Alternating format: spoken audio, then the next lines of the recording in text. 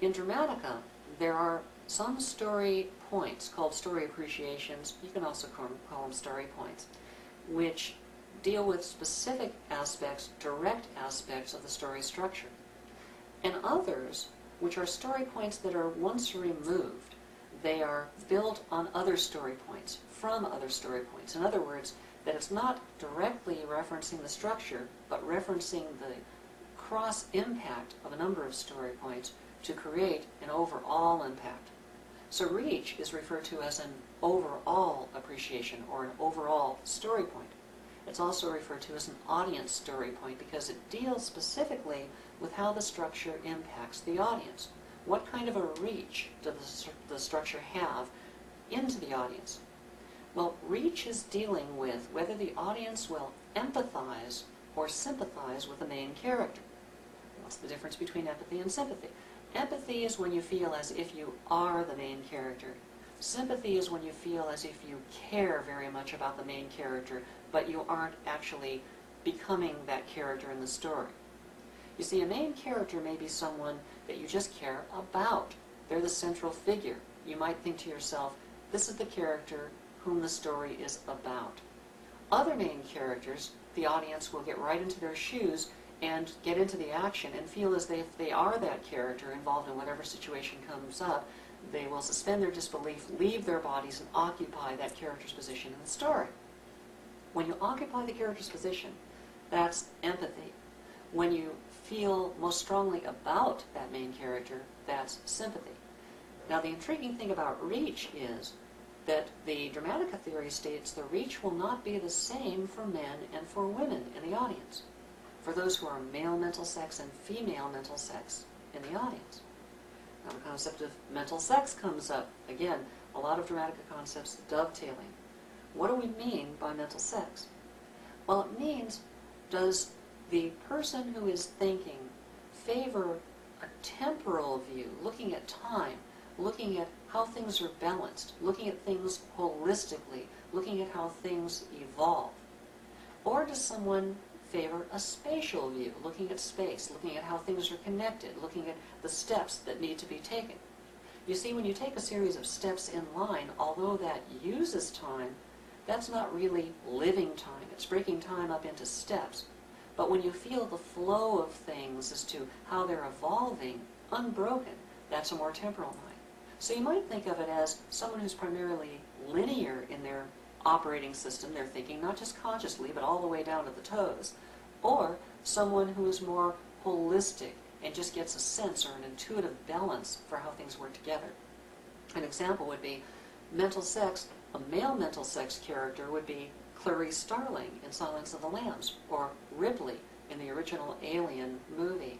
Each of those characters, although they are female physical sex, think linearly, step by step, not intuitively. Whereas, if you look at The Hunt for Red October, the Alec Baldwin character, Jack Ryan, he deals with things completely from a holistic, intuitive standpoint. He has a female mental sex. Remember, for example, the scene when he's sitting there with all the people around the table with the president's representative and all these generals and the chiefs of staff, and they start talking about one item and another, and suddenly he sits there and he says, "Son of a bitch!" and he shouts it out, and everybody stares at him, and they say, "Hey, what's going on?" And he says, "There's another possibility. Maybe Ramius is trying to defect." And they say, "Where do you get that from?" Well, because he's a holistic thinker, he doesn't just say, "Oh, well, this leads to this, leads to this, leads to this, and that's how I came to that conclusion." He actually has to stop. And in the later part of the class, you'll be able to see a video clip of this in a future class, where he stops and he says, "Well, how do I come to that conclusion?" Well, Ramius is about to retire. And it's the anniversary of his wife's death. And he starts pulling the pieces together, trying to find the little pieces that were in his subconscious that made him come to that conclusion. So, he's actually a female mental sex main character. Now, here's the important thing. Male mental sex audience members, which are primarily men, male mental sex audience members will empathize with a character who is a male mental sex character. So whether it's Ripley or Clarice Starling, that male mental sex audience member will only empathize with another male mental sex main character, and they will sympathize always with a female mental sex main character. And it doesn't matter whether it's Jack Ryan or Nick Nolte in Prince of Tides, another female mental sex character who is male gender. Well, the female audience doesn't do it that way. Male mental sex audience members base it on the mental sex of the main character, empathy, sympathy. But the female mental sex audience members, they base it instead on whether there's a time lock or an option lock in the story. Now, that sounds almost ludicrous, time lock or option lock. Why would a time lock or an option lock be important? Well, for female mental sex, it's sort of 90 degrees out of phase from male mental sex. They're 90 degrees out of phase from each other. In fact, male mental sex sees female mental sex as 270 degrees out of phase. Female mental sex sees male mental sex as only 90 degrees out of phase. But it's that 90 degree or 270 degree relationship that means there's some overlap, but not complete overlap. It turns out that for female mental sex, time and space is the big divider. If it's a temporal story where you're running up against a deadline, for female mental sex they will only sympathize, not empathize. But if it's an option lock story, trying to bring all the options into play and balance things out, then the female mental sex audience member will empathize. Now, that means that if you have a male mental sex main character, and it's in a time lock story, then the male mental sex audience member will definitely empathize because it's male mental sex, but the female mental sex audience member will only sympathize because it's a time lock. And as you can see, there are 4 combinations. The opposite of that would be to have a female mental sex character and also have an option lock. In that case, then the female mental sex audience members will empathize, and the male mental sex audience members, they will only sympathize because it's a female mental sex main character. The other 2 combinations give you one in which both empathize and both sympathize. And that's what audience reach is all about.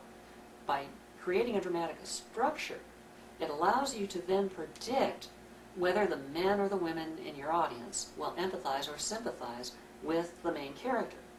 And that kind of story form can help determine what kind of merchandising you have, what kind of a draw you will have, and whether one part of the audience or the other part of the audience will feel more involved in the story in a personal sense. Now, we say a lot more about this later on in the class that actually covers mental sex, but for the time being, we need to carry it a step farther because that just describes reach, and the question was, how does reach relate to reception theory? Well, reception theory is about how an audience receives what they see on the screen or read in the book. It's where the audience becomes proactive, trying to analyze the symbols they see in front of them, both subconsciously and intuitively, and also logistically, trying to figure out what does this mean, emotionally and logistically. Now, when you're writing for an audience, you are in the reception stage. All the other stages of storytelling are before that. So when you write for an audience, that's when you have to start thinking, what's the audience bringing to the process? What buzzwords do they know? What experiences have they had? Do they already know this character from a previous story? So that's where you end up with yourself in the writing process, in reception. So one of the things you have to concern yourself with when you're writing a reception is what's going on in your audience in terms of empathy and sympathy. So in terms of, does reach have any impact on reception? The answer is yes.